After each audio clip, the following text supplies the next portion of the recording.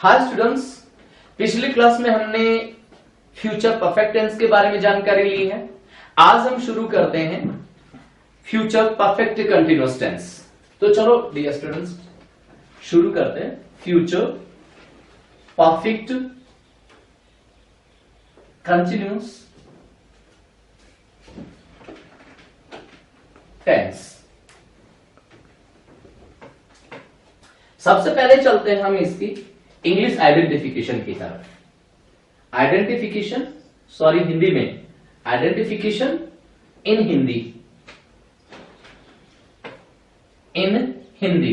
हिंदी में इस टेंस की पहचान। देखो डियर स्टूडेंट्स, इसमें इस टेंस की जो पहचान है मुख्य रूप से वो क्या है? साधारणतया हिंदी वाक्य के अंत में समय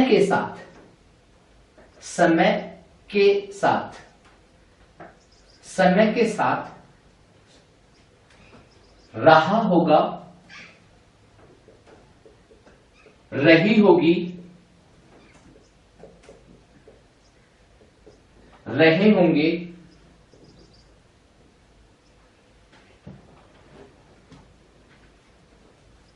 आदि आते हैं तो वह वाक्य फ्यूचर परफेक्ट कंटिन्यूअस टेंस का होता है। डियर स्टूडेंट्स, ये हमेशा ध्यान रखेंगे।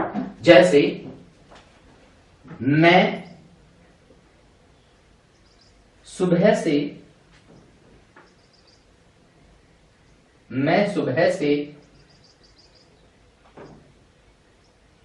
अंग्रेजी पढ़ा रहा होऊंगा।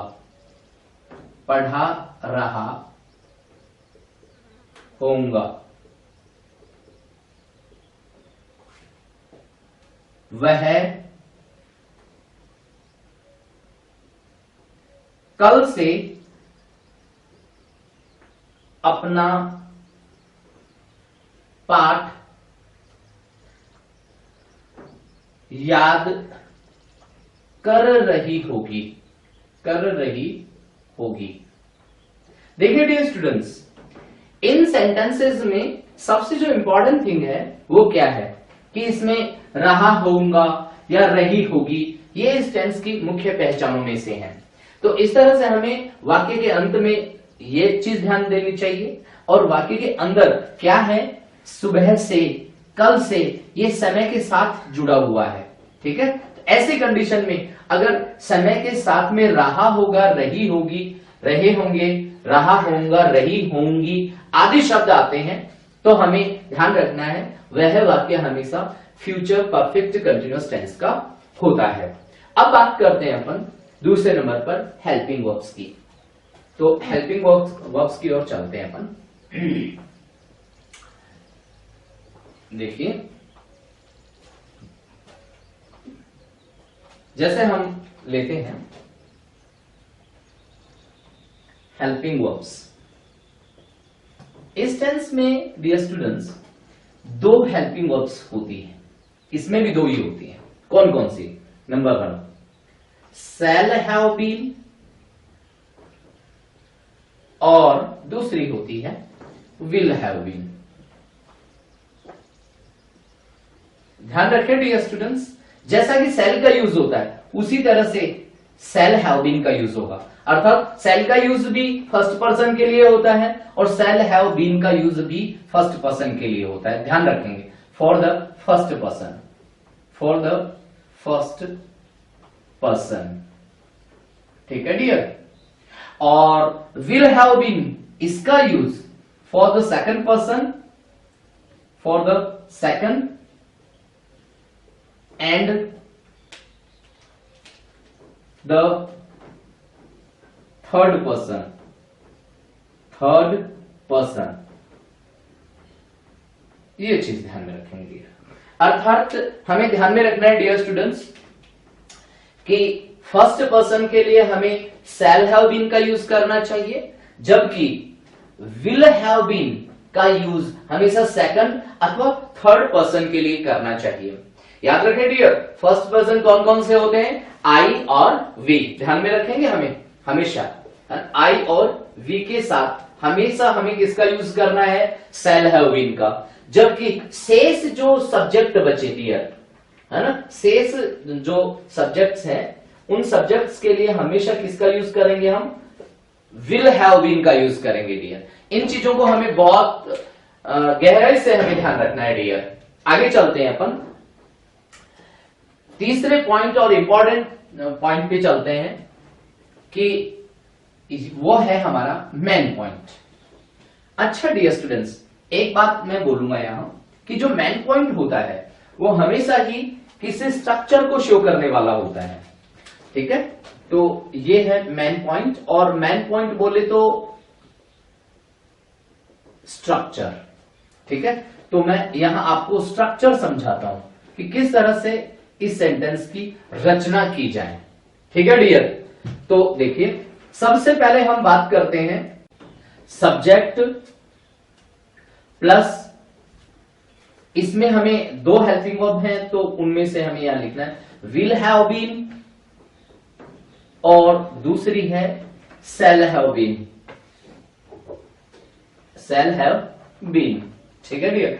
उसके बाद हमें चलना है मेन वर्ब की फर्स्ट फॉर्म, और मेन वर्ब की फर्स्ट फॉर्म में हमें आईएनजी का यूज करना है। उसके बाद हमें ऑब्जेक्ट रखना है, और ऑब्जेक्ट के बाद में यहां प्लेस रखना है। फिर एक चीज जो समय के लिए है, हमें हमेशा सिंस और फॉर का यूज करना है डियर। इस चीज को कभी नहीं भूलेंगे हम, सिंस और फॉर, और उसके बाद में लास्ट में टाइम और ये फुल स्टॉप। इस तरह से हमें वाक्य की रचना करनी है।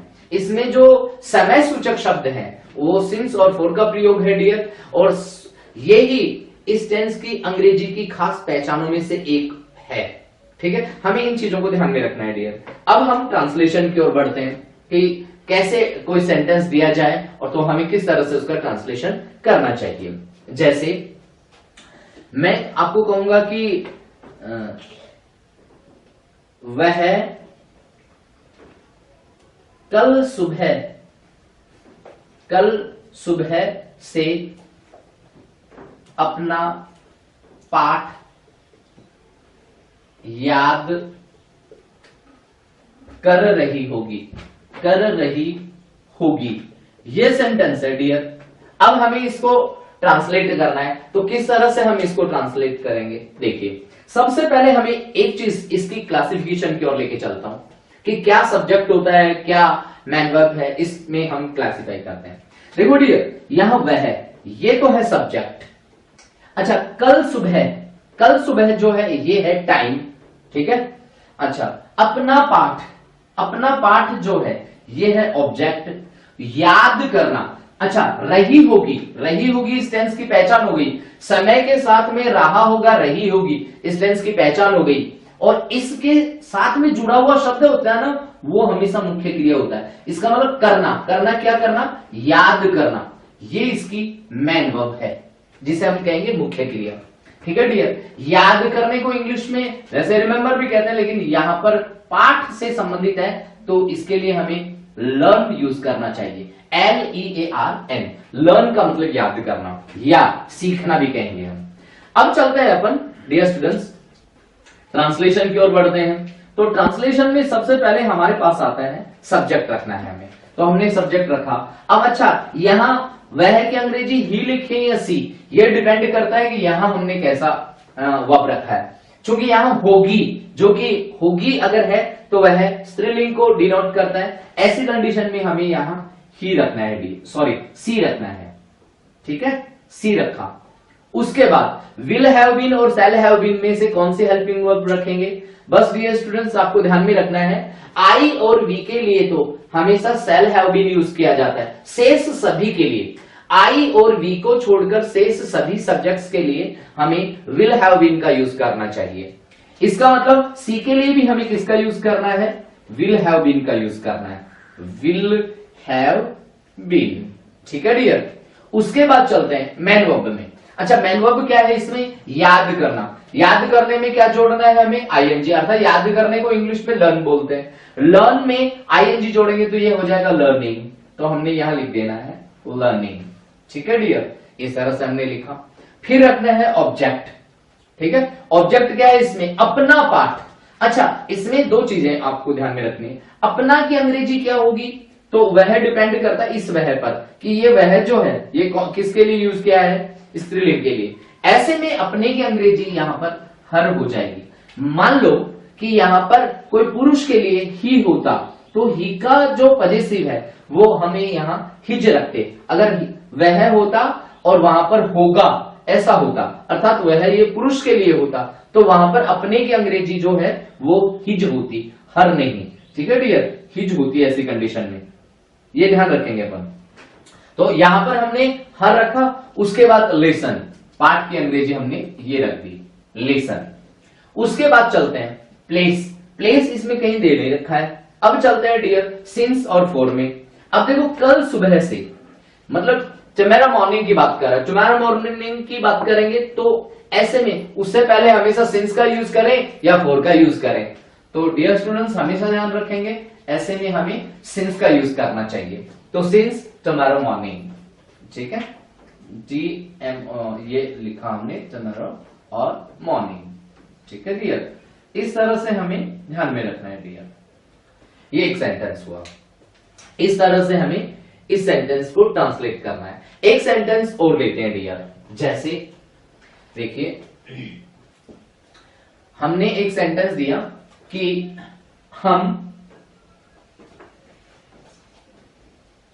हमसे लेते हैं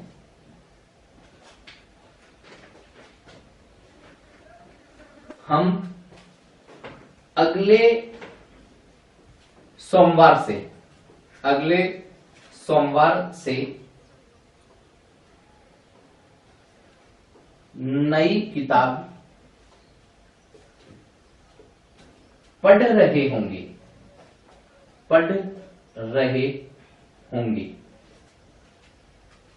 ठीक है डियर, ये है सेंटेंस, हम अगले सोमवार से नई किताब पढ़ रहे होंगे।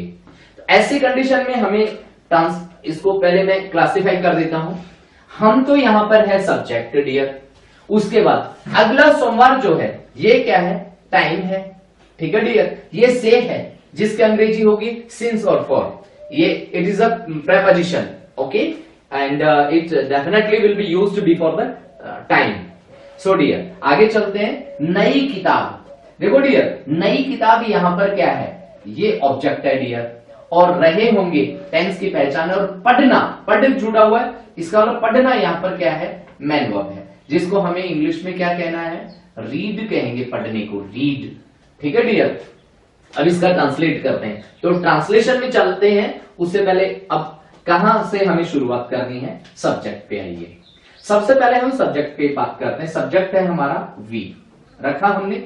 उसके बाद वी के लिए विल हैव बीन और शैल हैव बीन में से कौन सा यूज किया जाए, शैल हैव बीन। तो हमें यहां पर रखना है शैल हैव बीन। ठीक है डियर, उसके बाद चलते हैं मैन वर्ब की फर्स्ट फॉर्म में आईएनजी जोड़ेंगे। मैन वर्ब है पढ़ना, पढ़ने को इंग्लिश में बोलेंगे रीड, इसमें आईएनजी जोड़ेंगे तो ये हो गया रीडिंग। तो ये हो जाएगा we shall have been reading. यहां तक हुआ। फिर उसके बाद लिखते हैं ऑब्जेक्ट। ऑब्जेक्ट क्या है, नई किताब। ठीक है, तो a new book, a new book लिखा दिया। उसके बाद चलते हैं प्लेस, इसमें प्लेस कहीं है नहीं। अब चलते हैं सिंस और फॉर। सिंस और फॉर देखो अगला सोमवार, अगले सोमवार से पहले। ठीक है डियर, हमेशा याद रखेंगे जब ऐसा आ जाए अगला सोमवार से पहले या अगले मंगलवार से पहले, किसी भी इस तरह से किसी वार का नाम आ जाए तो वार से पहले हमेशा सिंस का यूज करना चाहिए। तो ऐसी कंडीशन में हमें भी यहां पर सिंस, और अगले की अंग्रेजी नेक्स्ट हो जाएगी, नेक्स्ट, और सोमवार की अंग्रेजी मंडे हो जाएगी। तो नेक्स्ट मंडे हो गया डियर इसमें। यहां इस तरह से हमें ट्रांसलेट करना है। अब इसके अंतिम पड़ाव में चलते हैं अपन। डियर स्टूडेंट्स, इसकी जो अंग्रेजी आइडेंटिफिकेशन होती है इस टेंस की, उसे हम उसकी ओर बढ़ते हैं। इसके इंग्लिश आइडेंटिफिकेशन में मेन इंपॉर्टेंट थिंग जो है वो क्या होती है, उस चीज को हमें ध्यान में रखना है डियर।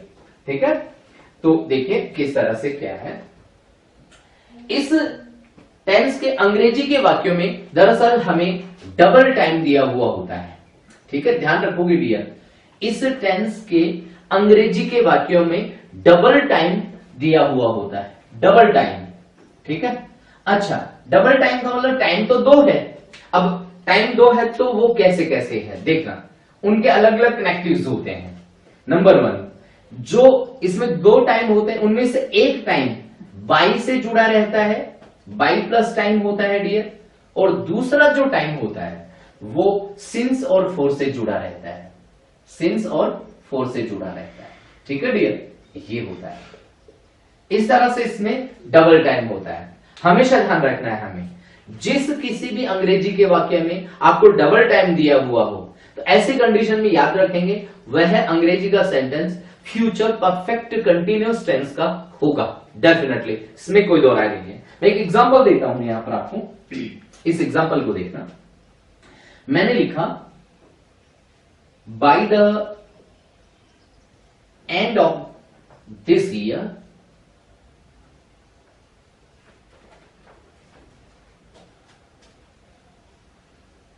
the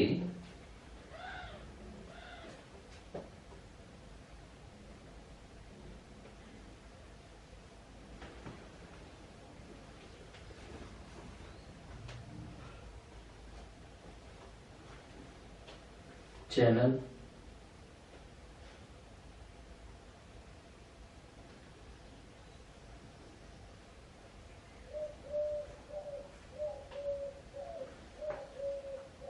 for 2 months। देखिए डियर, यहां पर ये सेंटेंस है और ऑप्शन में आपको देता हूं, 4 ऑप्शन देता हूं मैं। ए, और मैंने कहा विल हैव सब्सक्राइब्ड, और बी दिया will have been subscribing,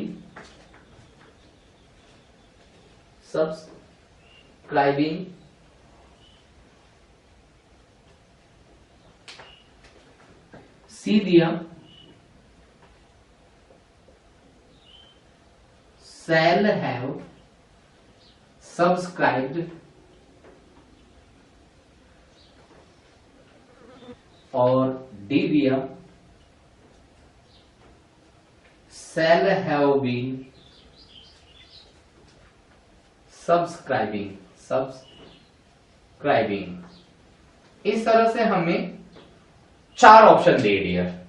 in 4 options में से हमें अपने करेक्ट ऑप्शन के लिए चलना है और हमें सिर्फ आइडेंटिफाई करना है। डियर स्टूडेंट्स, अगर सेंटेंसेस बहुत सारे दिए जा सकते हैं लेकिन हमें ध्यान रखना है डियर, एक सेंटेंस समझो, भली प्रकार से समझो, बस। अगर आपने एक सेंटेंस को भी भली प्रकार से समझा तो ऐसे हजारों सेंटेंस आप सॉल्व कर सकते हो। तो इस आइडिया को ध्यान में रखना हमेशा। कैसे? इसमें हमें 2 टाइम दिया हुआ है, डबल टाइम दिया है। एक तो यहां बाई से जुड़ा हुआ है, the end of this year, एक नंबर। दूसरा सिंस और फोर से जुड़ा हुआ है जो है फॉर 2 months। ऐसी कंडीशन में जब दोहरा टाइम दिया हुआ हो, याद रखेंगे, जब डबल टाइम दिया हुआ हो तो वह सेंटेंस हमेशा फ्यूचर परफेक्ट कंटिन्यूअस टेंस का होता है। अब फ्यूचर परफेक्ट कंटिन्यूअस की बात करें तो देखो ये दोनों तो ऑप्शन एकदम गलत चले जाएंगे। क्यों? क्योंकि ये तो फ्यूचर परफेक्ट की ओर ही है, सिर्फ फ्यूचर परफेक्ट टाइम में। ठीक है डियर, लेकिन हमें कहां चलना है? Future perfect continuous. तो फ्यूचर परफेक्ट कंटिन्यूअस में या तो विल हैव बीन आता है और आईएनजी आती है, या शैल हैव बीन और फिर आईएनजी आता है। यही होता है, अर्थात हमारा बी और डी ऑप्शन में से कोई ना कोई एक करेक्ट ऑप्शन है। तो डियर स्टूडेंट्स, याद रखेंगे शैल हैव बीन का प्रयोग आई और वी सब्जेक्ट होने पर होता है। चूंकि इसका सब्जेक्ट क्या है? दे चूंकि आई और वी दोनों ही नहीं है, ये तो थर्ड पर्सन है। ऐसी कंडीशन में करेक्ट ऑप्शन क्या हो जाएगा? Will have been subscribing. इस तरह से डियर स्टूडेंट्स हमने टेंसेस को पूरा किया है और मैं चाहता हूं डियर स्टूडेंट्स कि मैं नए टेंसेस के एडवांस्ड फॉर्म्स के साथ में फिर एक बार हाजिर होऊंगा डियर स्टूडेंट्स। और अभी तक ये मैंने एक ट्रांसलेशन मेथड की ओर इशारा किया है ताकि बहुत सारे कॉम्पिटिटिव एग्जामिनेशंस में किस तरह से ट्रांसलेशन से संबंधित सेंटेंसेस पूछे जाते हैं, इसमें मैंने बहुत कम एग्जांपल्स लेकर के और फिर इन्हें पूरा करने की कोशिश की है। तो उम्मीद करता हूं कि डियर स्टूडेंट्स आप लोग इसको देखे होंगे और इसका जो एडवांस फॉर्म है वो हम अपने एडवांस जो वीडियोस डालेंगे उनमें मिलेगा। तब तक के लिए धन्यवाद।